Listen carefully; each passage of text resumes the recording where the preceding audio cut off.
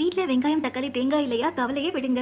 வீட்டில் இருக்கக்கூடிய பொருள் வச்சுட்டு 2 நிமிஷத்தில் டிஃபன் வகை எல்லாத்துக்குமே பொருந்துற மாதிரி செம்ம டேஸ்டான சட்னி எப்படி செய்யலான்னு பார்க்கலாம். இப்போ ஸ்டவ் ஆன் பண்ணிட்டு பேனில் 1 டேபிள் ஸ்பூன் சமையல் எண்ணெய் சேர்த்துட்டு லைட்டாக சுடனதுக்கப்புறம் 8லேருந்து 10 பல் பூண்டு சேர்த்துட்டு கூடவே 3 வரமிளகாய் காரத்துக்கு சேர்த்து நல்லா பொன்னிறமாக வரும் வரை நல்லா வறுத்து விட்டுக்கோங்க. இப்போ பூண்டு லைட்டாக செவந்து வறுபட்டு வந்ததுக்கப்புறம் 1/2 கப் அளவுக்கு பொட்டுக்கடலை சேர்த்துட்டு 1 நிமிஷம் சிம்மில் லைட்டாக மட்டும் சிவக்கிற அளவுக்கு வறுத்துட்டு இப்போ ஸ்டவ் ஆஃப் பண்ணிட்டு ஒரு சின்ன துண்டு புளி சேர்த்துட்டு அந்த சூட்டோடவே நல்லா வறுத்ததுக்கப்புறம் ஆற வச்சுட்டு மிக்ஸி ஜாரில் சேர்த்துக்கோங்க.